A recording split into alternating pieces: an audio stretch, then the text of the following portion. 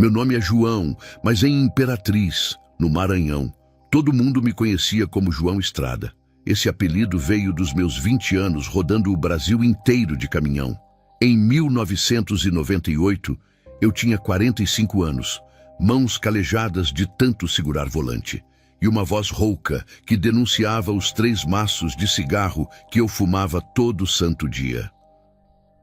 Morava numa casa simples no bairro Santa Rita, com minha esposa Marlene e nosso filho Carlos, que na época tinha 19 anos. Eu era daqueles homens que se achavam donos da própria vida e que não precisavam de Deus para nada. Marlene era o meu oposto. Ela era evangélica fervorosa da Assembleia de Deus, dessas que não faltavam um culto, que jejuavam toda semana, que acordavam de madrugada para orar. Eu respeitava a fé dela, nunca proibi nada, mas também nunca participei. Para mim, igreja era coisa de gente fraca, de quem não sabia se virar sozinho. E eu, João Estrada, sempre me virei. Passei fome em posto de gasolina esperando carga, quebrei caminhão no meio do Pará, sem um centavo no bolso, dormi em cabine apertada por anos. E nunca pedi ajuda a ninguém. Esse era meu maior orgulho. O problema é que esse orgulho me afastou de muita coisa. Me afastou de Deus, me afastou da minha família, me afastou até do meu próprio filho. Carlos era parecido comigo, calado, fechado, meio bruto. A gente morava na mesma casa, mas parecia que vivia em mundos diferentes. Ele ia pro lado dele, eu ia pro meu. Às vezes passava uma semana inteira sem a gente trocar mais que 10 palavras. Marlene sofria com isso, eu via nos olhos dela, mas eu não sabia como mudar. Ou talvez eu não quisesse mudar. Na virada de 1996 para 97, Marlene me pediu uma coisa que ela nunca tinha pedido antes. Ela queria que eu fosse com ela na vigília de Ano Novo da igreja.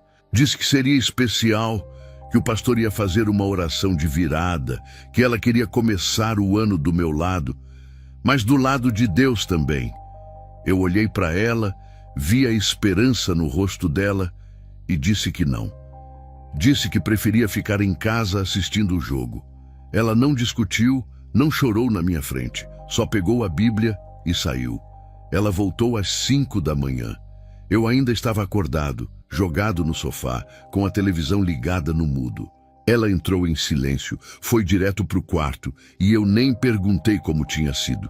Nem um feliz ano novo eu dei para ela direito. Hoje, quando lembro dessa noite, eu sinto uma dor no peito, porque aquela era mais uma chance que Deus estava me dando. E eu joguei fora, como tantas outras que eu tinha jogado ao longo da vida. Mas naquela época eu não enxergava nada disso. A verdade é que a vida de caminhoneiro me endureceu de um jeito que eu nem percebia. 20 anos na estrada, dormindo em lugar estranho, conhecendo gente de todo tipo, isso muda um homem. E não muda para melhor. Eu fiz coisas naquelas viagens que nunca contei para Marlene. Mulher em quase todo o estado, bebedeira em quase todo posto, briga em estacionamento de rodoviária. Eu achava que aquilo tudo tinha ficado para trás quando me aposentei por invalidez em 95. Achava que era só não falar no assunto que sumia. Mas as coisas que a gente enterra, uma hora voltam. No meio de 97, eu comecei a sentir uma tosse que não passava. No começo era só de manhã, quando eu acendia o primeiro cigarro. Depois passou a ser o dia inteiro. Marlene me pedia para ir no médico, mas eu dizia que era besteira. Coisa de fumante, eu repetia. Vou parar de fumar que passa, mas eu não parava e a tosse não passava. Às vezes eu acordava de madrugada tossindo tanto que ficava sem ar. Marlene levantava assustada, me dava água, ficava do meu lado. E eu mandava ela voltar a dormir, que não era nada. Os meses foram passando e a tosse foi piorando. Em janeiro de 98, eu comecei a sentir uma dor no peito que ia e voltava. Não era forte, era mais um incômodo, mas estava sempre lá. Eu continuava fingindo que não era nada, continuava fumando, continuava ignorando. Marlene já tinha parado de insistir no médico. Ela só me olhava com aquele olhar de preocupação que eu fingia não ver. Eu era teimoso demais, orgulhoso demais. Isso quase me custou a vida. Carlos, nessa época, estava cada vez mais distante. Tinha largado a escola no meio do ano, vivia saindo com uns amigos que eu não conhecia, chegava tarde quase toda noite. Quando eu tentava falar alguma coisa, ele me cortava. Dizia que eu não tinha moral para dar conselho, que eu nunca tinha sido presente, que eu era só um estranho que dormia no quarto ao lado. Doía ouvir aquilo. Doía porque era verdade. Eu não tinha sido um bom pai. Não sabia como ser. E agora parecia tarde demais para aprender. Foi no final de fevereiro de 98 que tudo mudou. A tosse ficou tão forte que eu comecei a sentir gosto de sangue na boca. Marlene me encontrou numa manhã debruçado na pia do banheiro, cuspindo sangue, sem conseguir respirar direito. Ela não me deu escolha dessa vez. Me pegou pelo braço e disse que a gente ia no hospital, nem que fosse arrastado. Eu vi no olho dela que não adiantava discutir. Então fui. Fui achando que era só uma infecção, uma pneumonia, qualquer coisa simples. Eu não fazia ideia do que me esperava naquele hospital. E muito menos do que me esperava nos meses seguintes. Eu nunca vou esquecer o dia 3 de março de 1998. Foi numa terça-feira, por volta das 2 horas da tarde, que eu sentei na frente do Dr. Fábio, no Hospital Municipal de Imperatriz. Ele era um homem de uns 50 anos, cabelo grisalho, óculos de armação grossa. Tinha um jeito sério, mas não antipático. Na mão dele estava um envelope pardo com os resultados dos exames que eu tinha feito 2 semanas antes. Marlene estava do meu lado, segurando minha mão com tanta força que eu sentia as unhas dela na minha pele. O Dr. Fábio abriu o envelope devagar, tirou os papéis e ficou olhando em silêncio por um tempo que pareceu uma eternidade. Depois ele tirou os óculos, esfregou os olhos, colocou os óculos de novo. Eu senti meu estômago afundar. Aquele silêncio não era normal. Aquele jeito de não me olhar nos olhos não era normal. Quando ele finalmente levantou a cabeça e me encarou, eu já sabia que a notícia não era boa, mas eu não imaginava o quanto. Ele disse assim com a voz calma, mas firme: "Seu João, o senhor está com câncer, carcinoma de células pequenas no pulmão. É o tipo mais agressivo que existe. O tumor já tem 4 centímetros e está começando a se espalhar." Eu ouvi as palavras, mas era como se elas não fizessem sentido. Câncer. Eu com câncer. O homem que nunca ficou doente, que nunca precisou de hospital, que se orgulhava de nunca ter tomado remédio na vida. Câncer. Marlene soltou um gemido baixo do meu lado. Eu senti a mão dela tremer na minha. O doutor continuou falando, mas eu mal conseguia prestar atenção. Ele disse alguma coisa sobre estágio avançado, sobre metástase começando, sobre opções limitadas. Eu só consegui focar de novo quando ele disse a frase que me destruiu por dentro. "Seu João, se o senhor tivesse vindo 6 meses atrás, talvez a gente pudesse fazer alguma coisa. Mas agora, o senhor tem uns 4, 5 meses. Vá para casa, fique com sua família. 4 ou 5 meses. Era isso que me restava, 4 ou 5 meses de vida. Eu olhei para o Dr. Fábio, querendo que ele dissesse que era brincadeira, que tinha errado o exame, que era de outro paciente. Mas ele só me olhava com aquela piedade que médico tem quando não pode fazer mais nada. Eu me levantei da cadeira sem dizer uma palavra. Não agradeci, não perguntei mais nada, não chorei. Só saí andando daquele consultório como um zumbi. Marlene desabou no corredor do hospital. Ela, que sempre foi tão forte, tão firme na fé, caiu de joelhos no chão e começou a chorar de um jeito que eu nunca tinha visto. Um choro de desespero, de dor, de quem vê o mundo desmoronar. As enfermeiras vieram acudir, perguntaram se ela estava bem, ofereceram água. Eu fiquei parado olhando, sem conseguir reagir. Eu devia ter abraçado ela, devia ter dito que ia ficar tudo bem. Mas eu não conseguia me mexer. Era como se meu corpo tivesse virado pedra. Quando chegamos em casa, eu fui direto para o quarto e fechei a porta. Não queria ver ninguém. Não queria falar com ninguém. Fiquei deitado na cama olhando para o teto, tentando entender como minha vida tinha virado de cabeça para baixo em uma tarde. De manhã, eu era João Estrada, o homem que se virava sozinho. De tarde eu era um condenado, com data marcada para morrer. O cigarro que eu tanto amava tinha me matado. A teimosia de não ir no médico tinha me matado.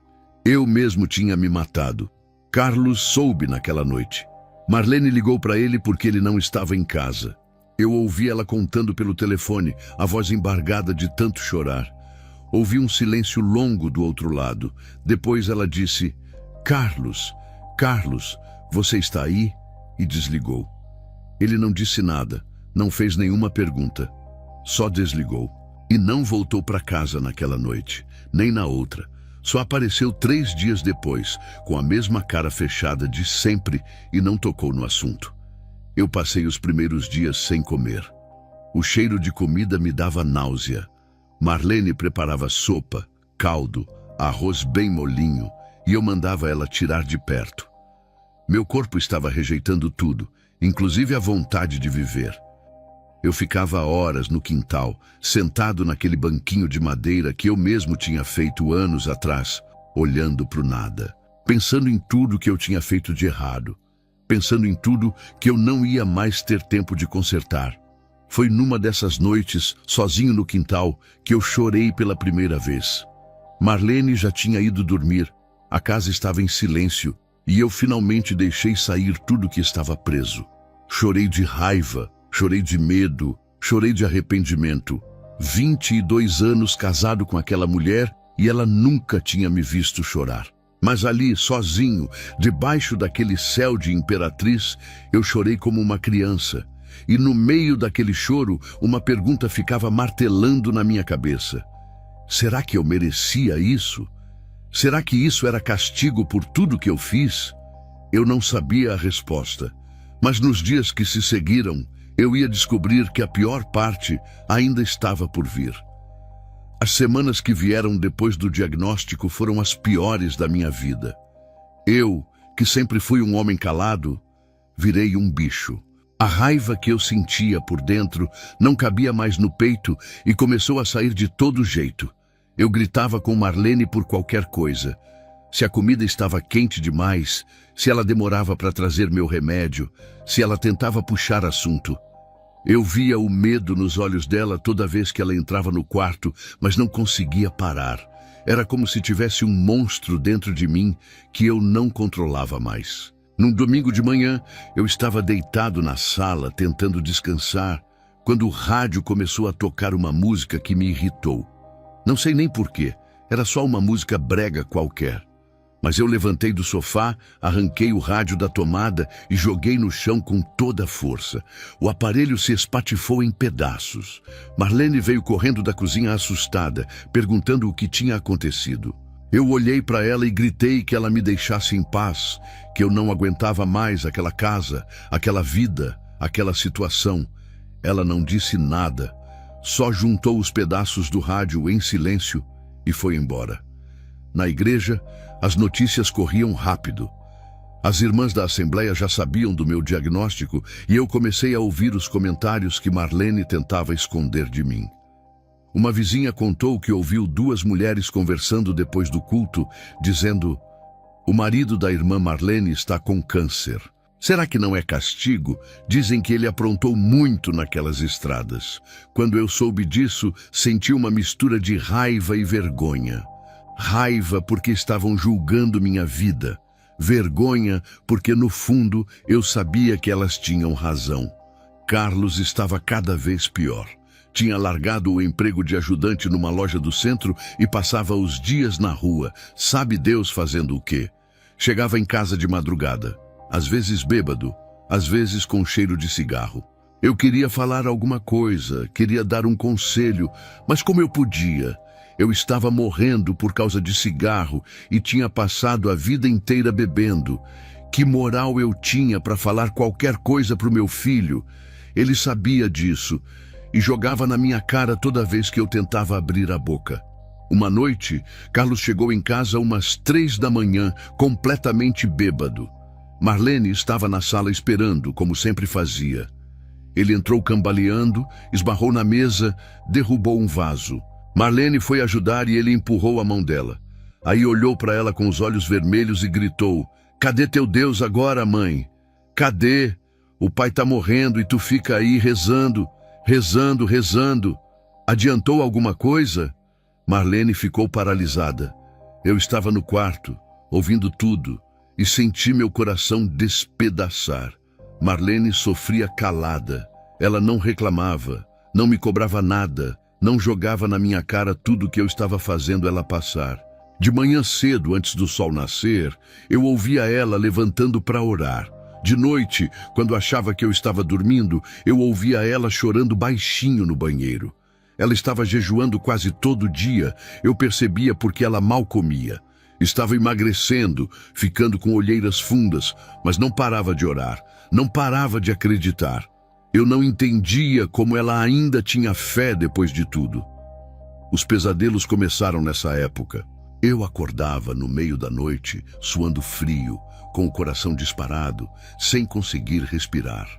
Sonhava com coisas estranhas que eu não conseguia explicar. Sonhava com estradas escuras que não tinham fim, com rostos de pessoas que eu não reconhecia, com vozes me chamando para lugares que eu não queria ir, e em quase todo sonho eu ouvia um nome que eu tentava esquecer há anos: Regina, a mulher que eu tinha abandonado em Belém em 1985. Uma madrugada acordei murmurando esse nome: Regina, Regina. Marlene estava acordada do meu lado e ouviu. Ela não perguntou nada, não falou nada, só ficou me olhando no escuro. Eu fingi que voltei a dormir, mas senti o peso daquele silêncio. Ela sabia que tinha alguma coisa. 22 anos casados, ela me conhecia bem demais para não perceber. Mas ela não perguntou, e eu não tive coragem de contar. Uma noite, eu quase contei. Eu estava sentado na cama, ela do meu lado lendo a Bíblia, e as palavras quase saíram. Eu disse: Marlene, eu preciso te falar uma coisa. Ela fechou a Bíblia, acendeu o abajur e me olhou com aqueles olhos cheios de paciência. Eu abri a boca para continuar, mas travei. Vi o rosto cansado dela, as olheiras, o cabelo sem pentear. Ela já estava sofrendo demais por minha causa. Como eu podia jogar mais essa bomba em cima dela? Então eu recuei. Disse: nada, esquece. Volta a dormir. O segredo continuava trancado dentro de mim, mas eu sentia que estava me envenenando por dentro. A culpa, o remorso, o peso de tudo que eu tinha feito era como um tumor invisível, tão mortal quanto o que estava no meu pulmão. E o pior é que eu achava que ia morrer levando aquilo para o túmulo. Ia morrer sem contar para Marlene, sem pedir perdão, sem acertar as contas. Mas eu não sabia que o passado estava prestes a me visitar de um jeito que eu nunca imaginei. E não ia ser em sonho. Ia ser bem acordado, bem real, numa tarde que mudaria tudo. Uma semana depois de uma irmã da igreja, puxou Marlene de canto depois do culto. Eu não estava lá, claro, mas Marlene me contou depois. A mulher, uma senhora chamada Dona Francisca, segurou a mão dela e disse bem baixinho: Irmã Marlene, eu vou falar porque te amo no Senhor. Fica longe da Dona Socorro. Ela já ofereceu ajuda para outras famílias daqui. Ninguém que aceitou terminou bem. Marlene agradeceu o aviso e guardou aquilo no coração. Mas ela não me contou na hora, talvez porque soubesse que eu não ia dar ouvidos. Dona Socorro morava 3 casas abaixo da nossa, numa casinha de portão verde descascado.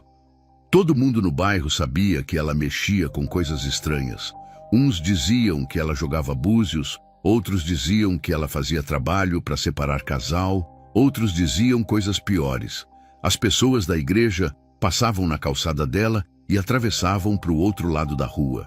Mas quem não era crente procurava ela quando não tinha mais esperança, quando o médico já tinha desistido, quando só restava o desespero. Foi numa tarde de abril, uma quarta-feira quente e abafada, que Dona Socorro apareceu na minha porta. Marlene tinha ido na casa de uma irmã da igreja e eu estava sozinho, deitado no sofá, fraco demais para fazer qualquer coisa. Ouvi a batida na porta e me arrastei para abrir. Lá estava ela. Uma mulher de uns 60 anos, magra, com olhos fundos e um sorriso que me deu arrepio. Ela segurava uma garrafa com um líquido escuro e disse: "Boa tarde, seu João. Eu trouxe um chá para ajudar o senhor na sua enfermidade." Eu devia ter fechado a porta na cara dela.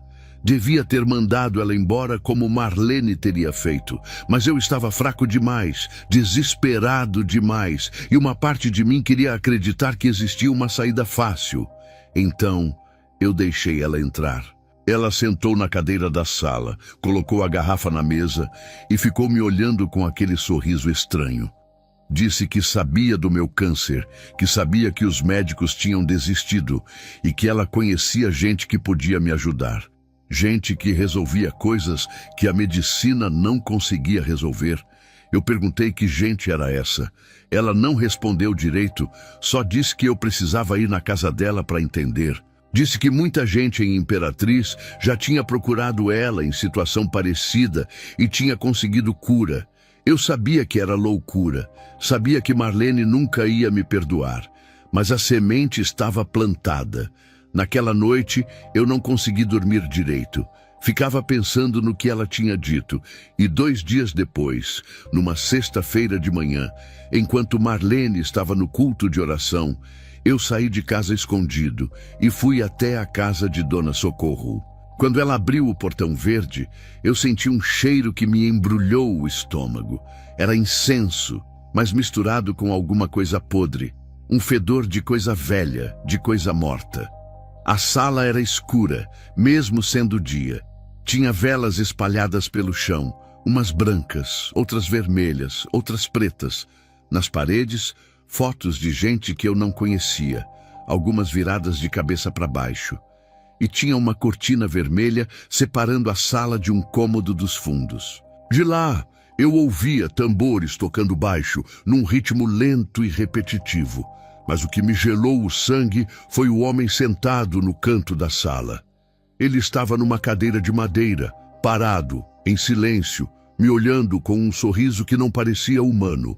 Não se mexia, não piscava, só ficava ali com aqueles olhos fixos em mim. Dona Socorro nem apresentou ele, agiu como se ele não existisse, mas eu sentia o peso daquele olhar em cima de mim, como se fosse uma mão me apertando o peito. Todo meu corpo gritava para eu sair dali, mas minhas pernas não obedeciam. Dona Socorro sentou na minha frente e segurou minhas mãos. As mãos dela eram geladas, mesmo fazendo calor. Ela disse: "Seu João, eu posso tirar essa doença do senhor. Posso fazer o câncer desaparecer como se nunca tivesse existido. Os médicos vão olhar os exames e não vão entender. Mas tem um preço. Tudo nessa vida tem um preço." Eu perguntei com a voz tremendo que preço era esse. Ela apertou minhas mãos com mais força e disse: "O senhor vai ter que entregar uma coisa, a fé da sua esposa." Eu puxei minhas mãos e me levantei tão rápido que a cadeira caiu para trás. Meu coração disparou, meu estômago revirou e eu senti uma vontade de vomitar que quase me derrubou. Entregar a fé da Marlene? A única coisa que segurava aquela mulher de pé? A única luz que ainda existia naquela casa? Eu olhei para Dona Socorro e vi que o sorriso dela tinha mudado. Não era mais simpático. Era outra coisa, era o mesmo sorriso do homem no canto da sala. Eu saí correndo daquela casa sem olhar para trás. Cheguei em casa suando frio, tremendo, com o coração querendo sair pela boca. Tomei um banho gelado tentando tirar aquele cheiro de incenso do corpo, mas parecia que tinha grudado na minha pele. Marlene chegou do culto 1 hora depois e perguntou se eu estava bem. Eu disse que sim, mas ela viu que tinha alguma coisa errada. Ela sempre via. Naquela noite, eu fui dormir mais cedo, tentando esquecer tudo o que tinha acontecido. Mas quando fechei os olhos e o sono veio, eu descobri que tinha trazido alguma coisa daquela casa comigo. E essa coisa não ia me deixar em paz. A partir daquela noite, Minha vida virou um pesadelo que não acabava quando eu acordava. Todo dia, pontualmente às 3 horas da manhã, eu abria os olhos de uma vez só, como se alguém tivesse gritado meu nome no ouvido. Não era um acordar normal, era um sobressalto, com o coração disparado e o corpo encharcado de suor. O quarto estava sempre gelado nessa hora, mesmo sendo abril e fazendo calor em Imperatriz. E eu sentia uma presença ali comigo. Não via nada, mas sentia. Como se alguém estivesse parado no canto do quarto, me observando no escuro. Nas primeiras noites, eu tentava ignorar. Dizia para mim mesmo que era coisa da minha cabeça, que era o medo da morte mexendo comigo, que era efeito dos remédios. Mas a coisa foi piorando. Eu comecei a ver vultos se movendo na parede, sombras que não tinham dono, formas que sumiam quando eu acendia a luz. Uma vez, acordei e senti um peso em cima do meu peito, tão forte que eu não conseguia respirar nem me mexer. Tentei gritar e não saiu nenhum som. Fiquei ali paralisado, olhando para o teto, sentindo que ia morrer sufocado. Marlene acordava junto comigo quase toda noite. Ela via eu tremendo, suando, às vezes chorando sem perceber. Ela orava em cima de mim, unguentava minha testa com óleo, declarava versículos da Bíblia. E por alguns minutos eu sentia um alívio, como se a coisa se afastasse. Mas na noite seguinte, voltava. Sempre voltava. E cada vez parecia mais forte, mais perto, mais real. Marlene começou a ungir a casa inteira. Passou óleo nas portas, nas janelas, embaixo da cama. Mas nada parecia funcionar por muito tempo. Uma noite, eu acordei às 3 horas como sempre. Mas dessa vez, tinha alguma coisa diferente. Minhas mãos estavam fechadas com tanta força que minhas unhas tinham furado a pele das palmas. Quando acendi o abajur, vi sangue no lençol. 3 riscos fundos em cada mão, como se eu tivesse cravado as unhas com toda a força durante o sono. Marlene acordou assustada, perguntou o que tinha acontecido. Eu não soube responder. Eu não lembrava de ter feito aquilo. Não lembrava de nada além do escuro. Marlene estava definhando junto comigo. As irmãs da igreja mal reconheciam ela quando ela aparecia nos cultos. Tinha perdido 8 quilos em pouco mais de um mês. As olheiras eram tão fundas que pareciam manchas roxas. O cabelo estava sem vida, as roupas ficavam folgadas no corpo. Ela mal comia porque passava mais tempo jejuando do que se alimentando. Eu via aquilo e sentia uma culpa que me rasgava por dentro. Ela estava se acabando por minha causa, por causa das minhas escolhas, por causa daquela visita maldita que eu tinha feito. Uma madrugada, quando eu estava pior do que nunca, Marlene fez uma coisa que me surpreendeu. Ela levantou da cama às 2 da manhã, vestiu uma roupa e disse que ia sair. Eu perguntei para onde ela ia àquela hora. Ela disse que ia para o Monte das Oliveiras, um morro nos arredores de Imperatriz, onde os crentes iam orar. Disse que ia ficar lá até Deus responder. Eu pedi para ela não ir, disse que era perigoso, que ela podia esperar até de manhã. Ela me olhou com uma firmeza que eu não via há semanas e disse: João, se eu esperar mais, você morre. Ela foi. Ela voltou só quando o sol já estava alto. Eu não tinha conseguido dormir o resto da noite. Fiquei acordado esperando, preocupado, imaginando o que podia acontecer com ela sozinha naquele morro de madrugada. Quando ela entrou em casa, estava com os joelhos sujos de terra, o rosto marcado de lágrimas secas, mas tinha alguma coisa diferente no olhar dela.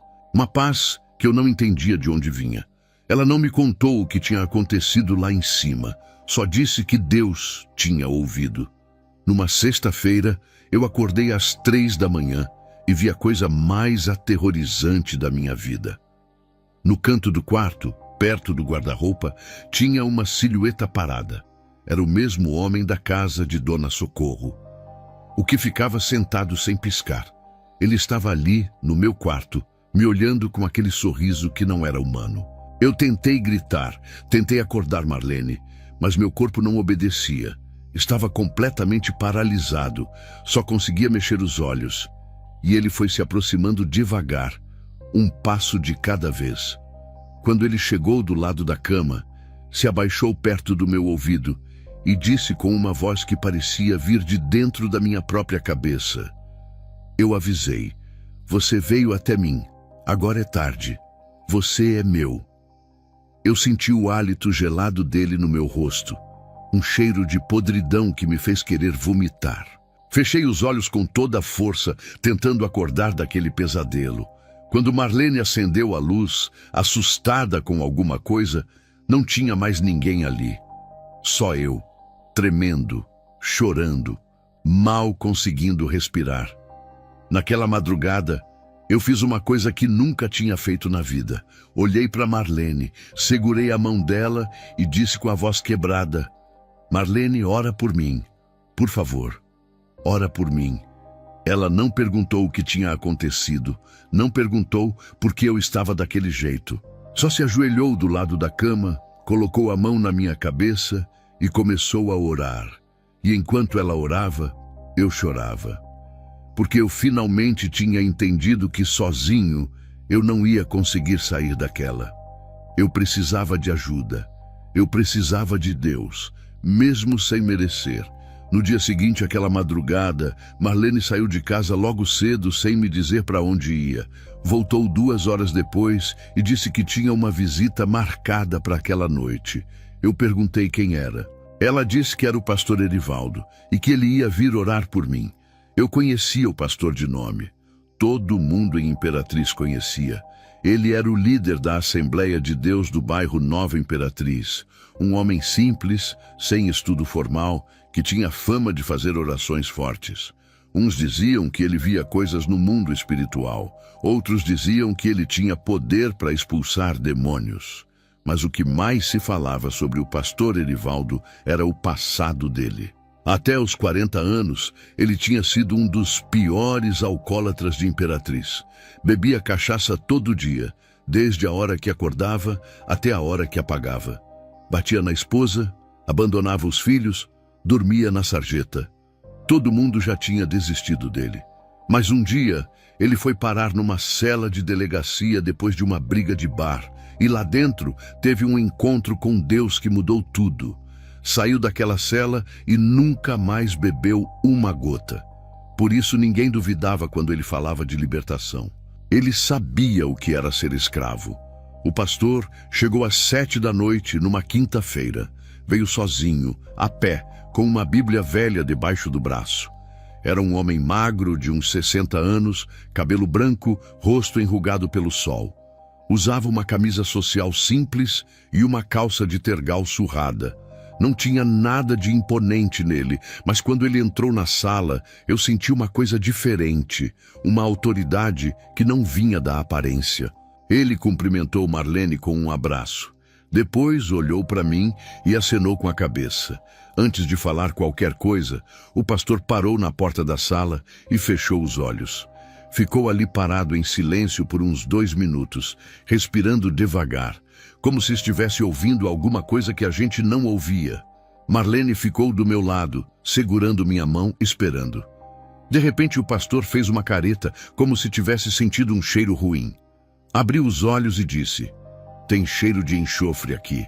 Alguém abriu uma porta que não devia. Marlene apertou minha mão com força. Eu senti meu estômago afundar.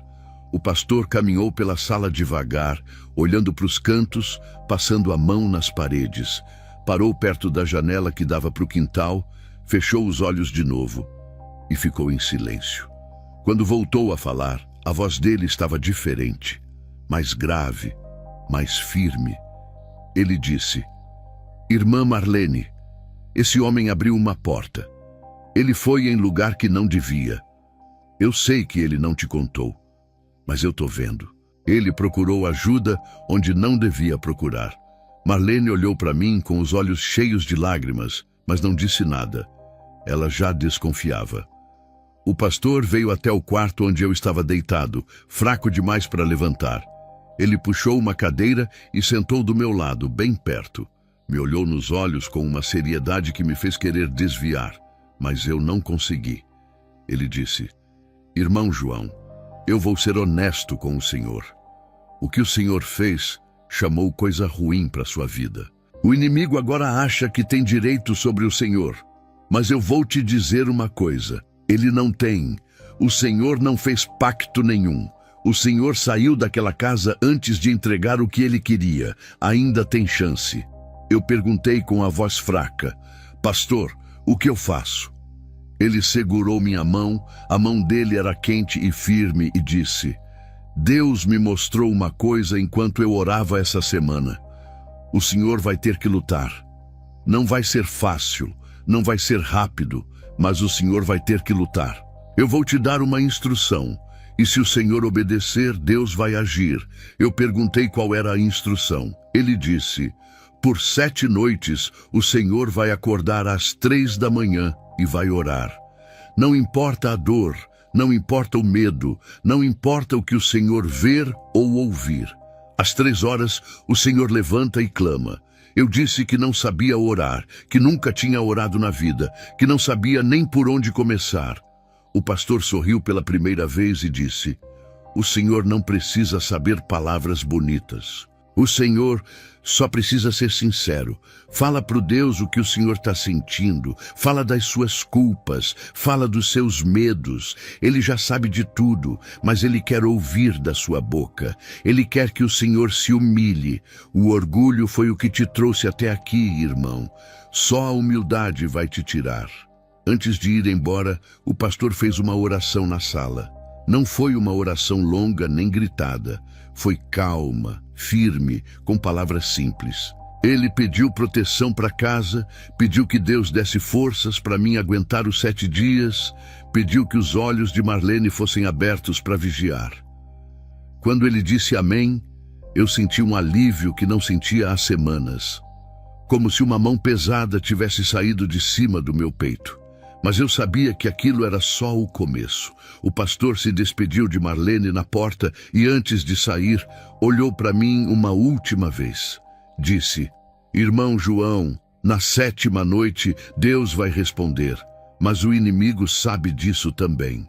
Ele vai fazer de tudo para o senhor desistir antes. Vai ser a semana mais difícil da sua vida, mas se o senhor aguentar, o senhor vai ver a glória do Senhor. Eu acenei com a cabeça, sem conseguir falar nada.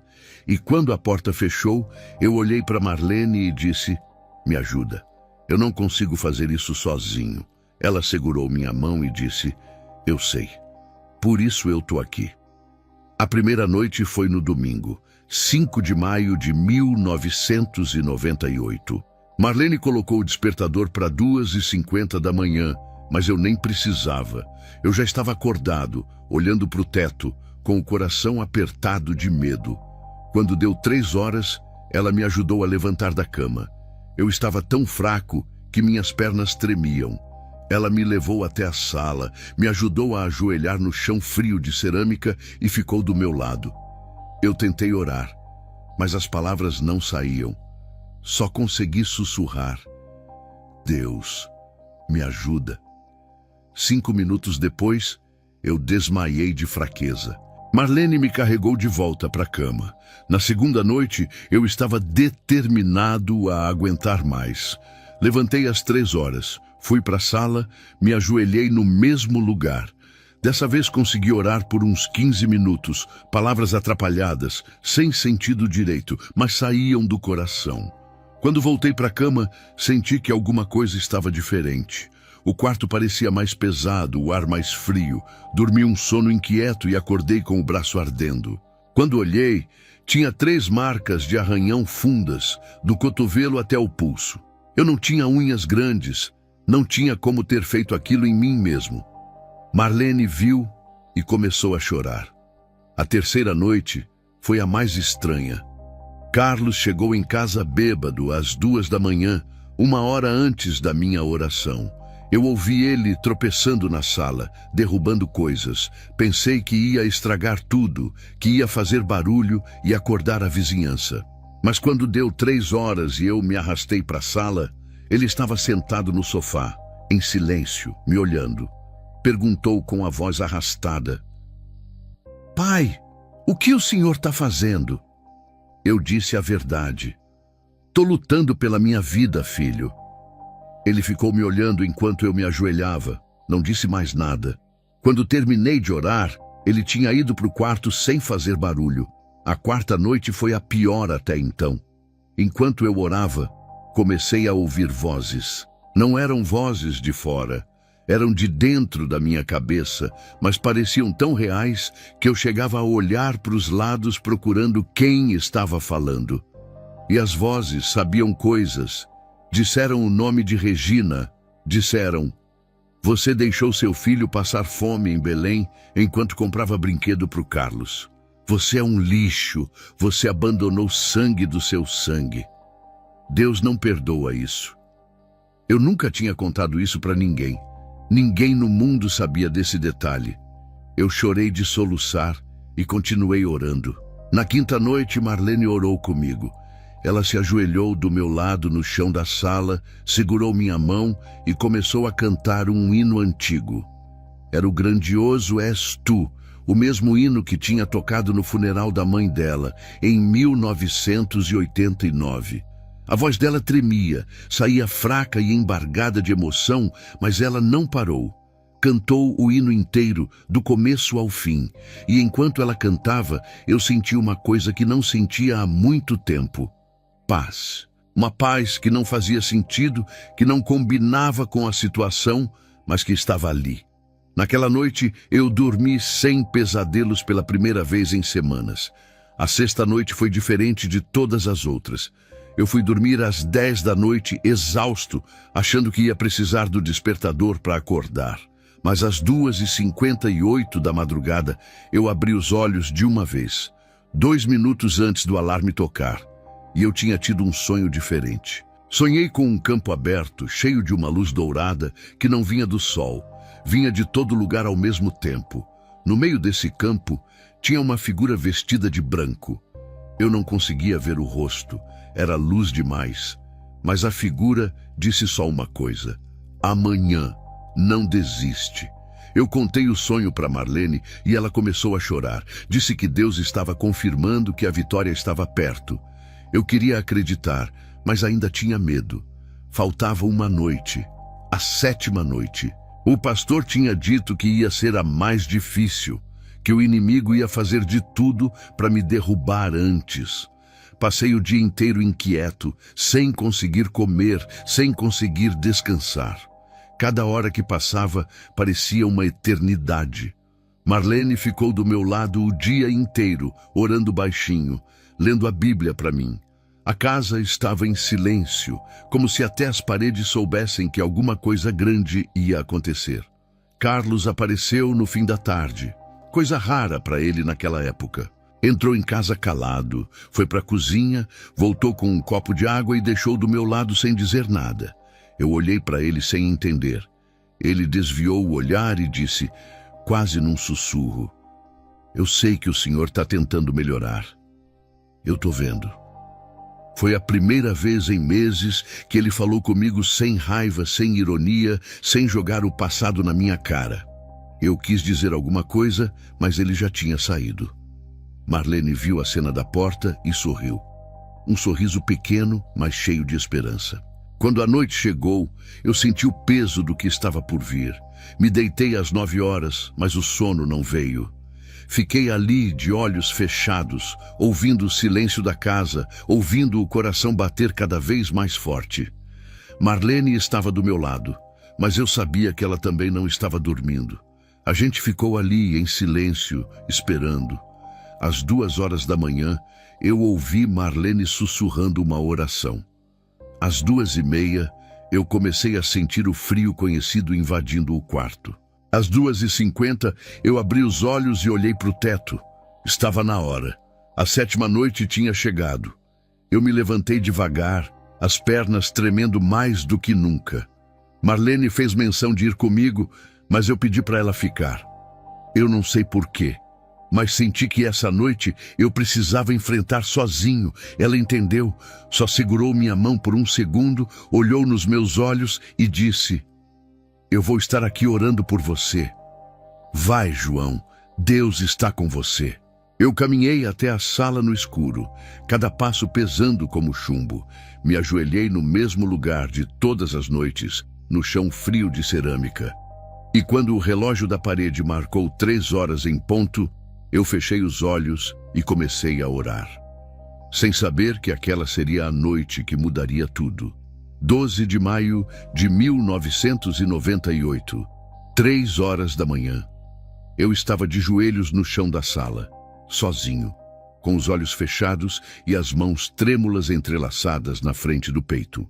A casa estava em silêncio absoluto. Marlene tinha ficado no quarto como eu pedi, mas eu sabia que ela estava acordada, orando por mim. O piso de cerâmica estava gelado e doía nos meus joelhos fracos, mas eu não me importava. Aquela era a noite. 7 dias de luta tinham me trazido até ali. Eu não podia desistir agora. Comecei a orar com a voz baixa, quase um sussurro.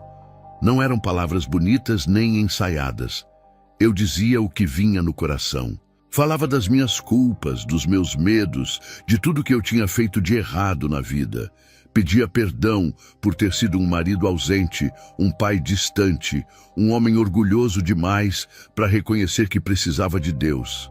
As palavras saíam atropeladas, misturadas com lágrimas que eu nem percebia que estavam caindo. E enquanto eu orava, eu sentia que não estava sozinho naquela sala. De repente, a temperatura caiu. Foi tão rápido e tão intenso que eu vi minha própria respiração sair em forma de vapor. Um frio que não era natural, que entrava nos ossos, que fazia o corpo inteiro tremer. Eu abri os olhos e vi que a escuridão da sala parecia mais densa, mais pesada. As sombras nos cantos pareciam se mover, se arrastar, se aproximar. E então eu senti aquela presença, a mesma das outras noites, a mesma da casa de Dona Socorro, mas dessa vez mais forte, mais perto, mais real. A voz veio de dentro da minha cabeça, mas parecia ecoar nas paredes. Era grave, profunda, cheia de um desprezo que gelava o sangue. Ela disse: "Você é meu, João. Você veio até mim por vontade própria. Você entrou na minha casa, sentou na minha cadeira, ouviu minha proposta. Desiste dessa palhaçada. Deus não te quer. Você abandonou um filho, você traiu sua esposa, você é lixo, você sempre foi lixo e você vai morrer sendo lixo." Cada palavra era como uma faca entrando no peito. E o pior é que parte de mim acreditava. Por um segundo, eu quase desisti.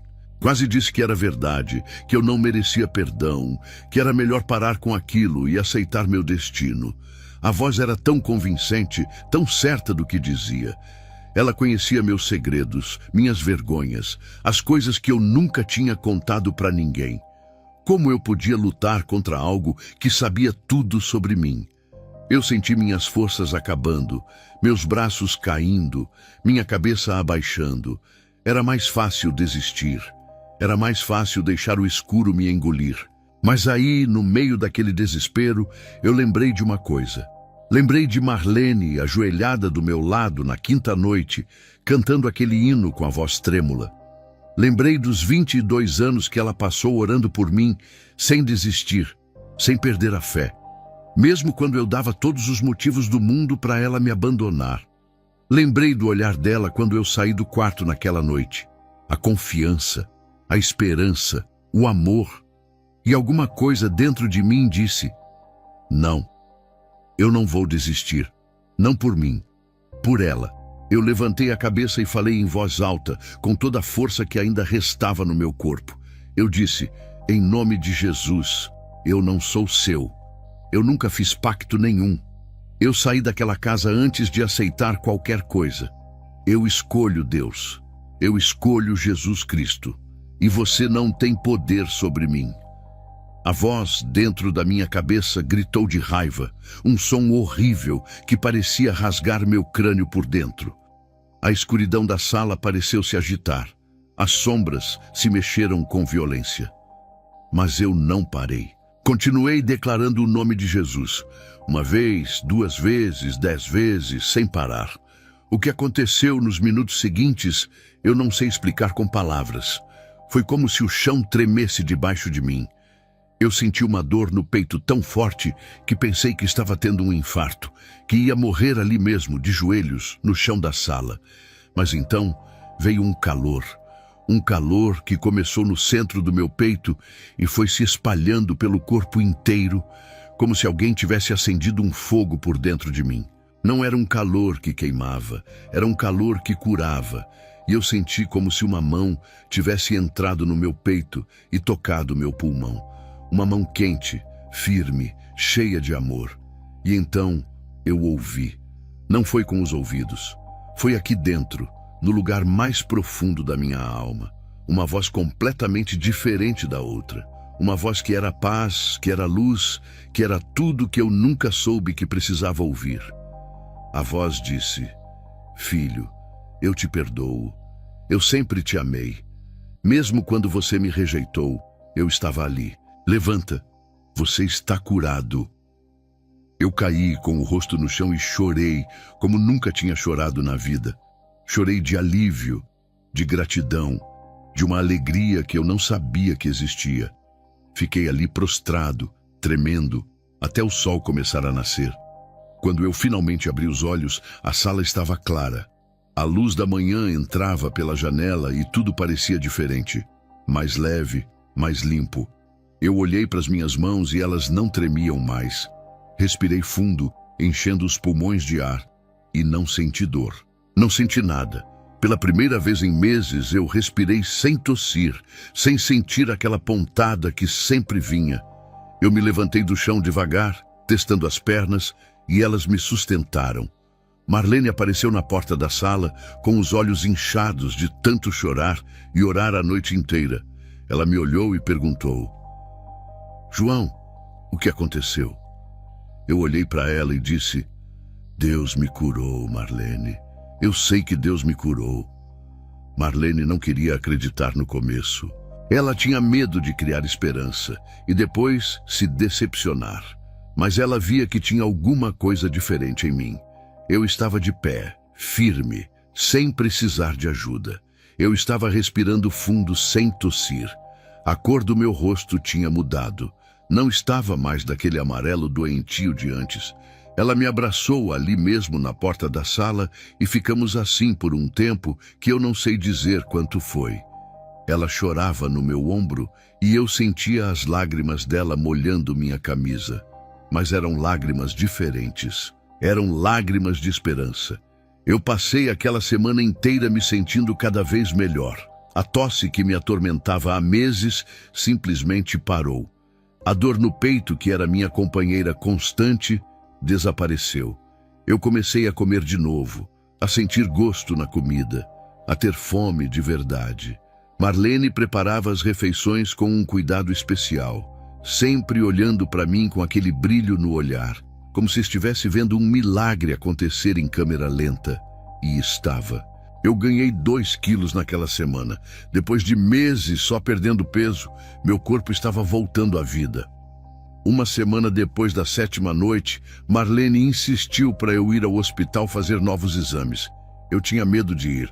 Medo de descobrir que era tudo coisa da minha cabeça, que o câncer ainda estava lá, que a sensação de cura era só ilusão.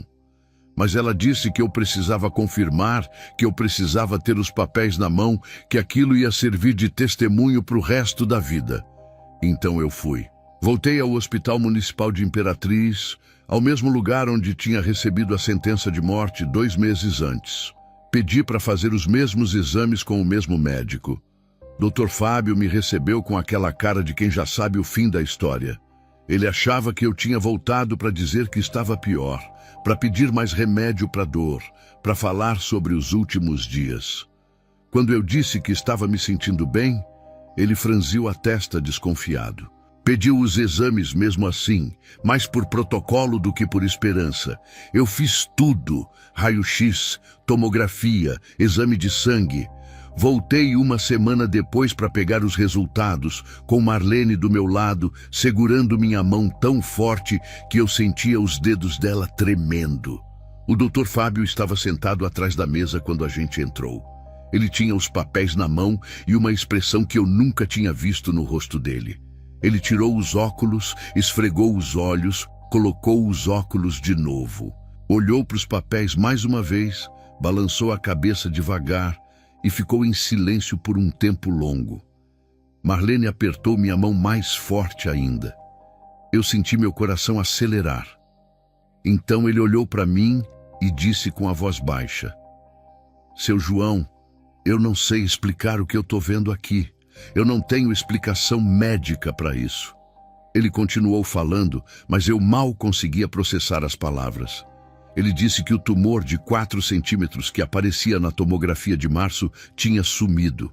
Não tinha diminuído, não tinha encolhido, tinha sumido, desaparecido, como se nunca tivesse existido. Os exames de sangue estavam normais.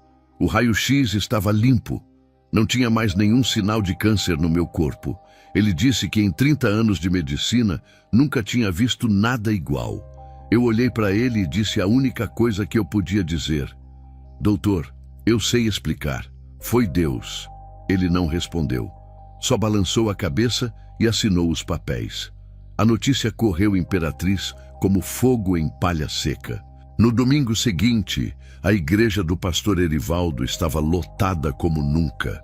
Tinha gente do lado de fora, gente na janela, gente que nunca tinha pisado ali antes. O pastor me chamou na frente e pediu para eu contar o que tinha acontecido.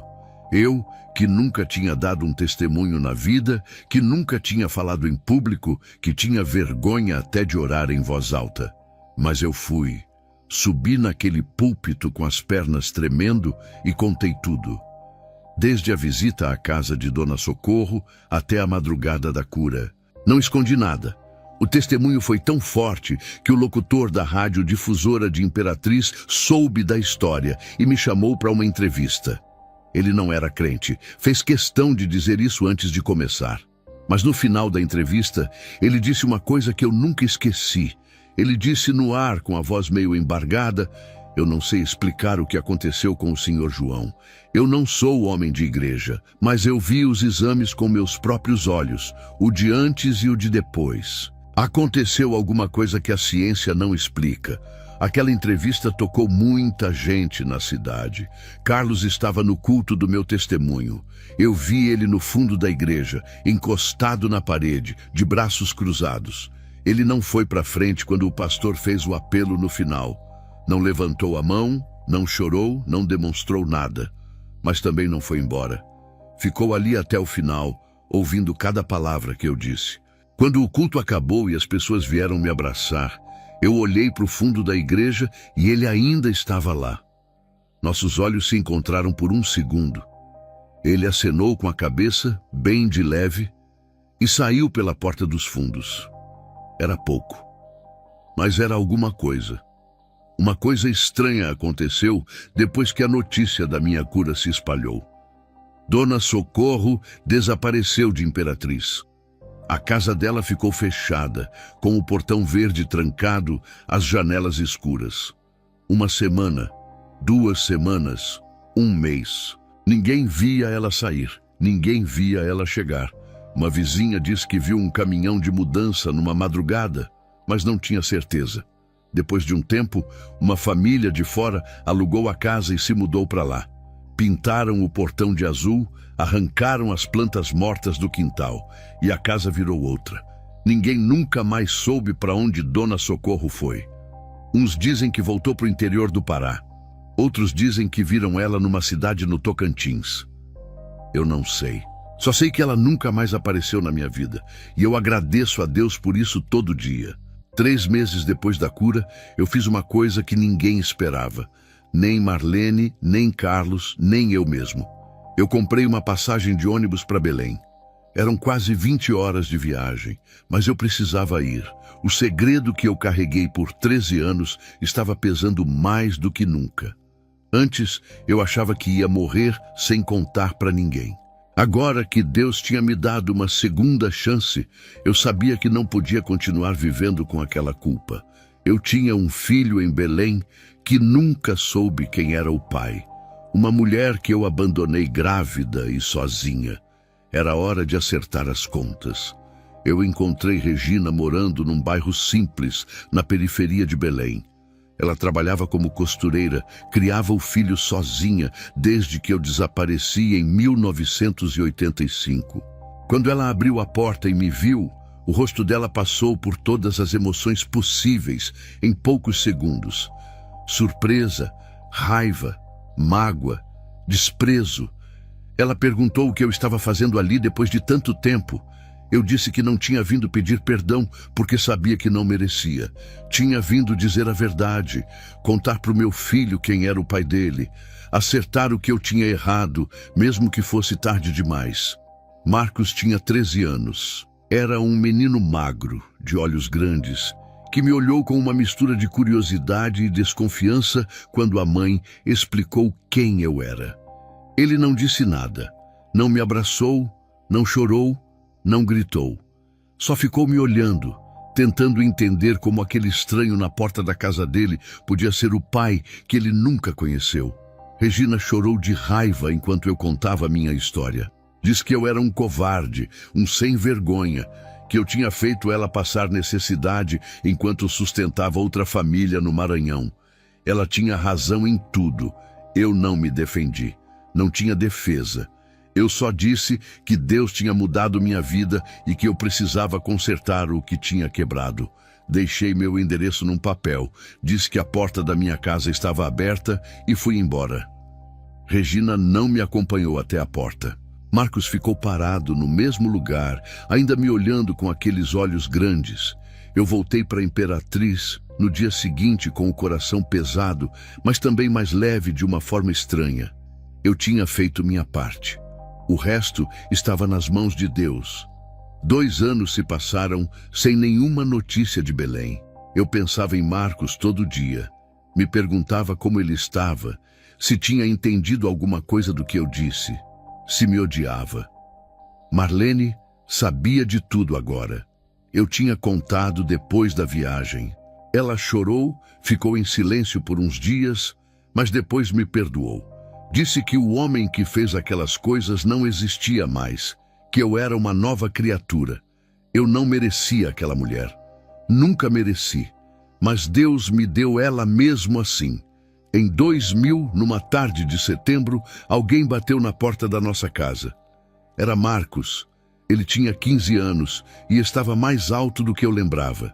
Disse que tinha juntado dinheiro trabalhando de ajudante numa feira e comprado a passagem sozinho. A mãe não sabia que ele estava ali. Ele queria conhecer a outra parte da família dele, queria ver como eu vivia, queria entender quem eu era. Passou uma semana em Imperatriz. Dormiu no quarto de Carlos, que na época já estava menos rebelde. Os dois conversaram bastante, coisa de irmãos que estavam se conhecendo. No último dia, quando Marcos foi embora, ele me disse na rodoviária: "Obrigado por ter ido me contar." Foi a primeira vez que ele reconheceu que eu tinha feito alguma coisa certa. Carlos também mudou, mas foi devagar. Não foi de uma hora para outra, não foi num momento dramático.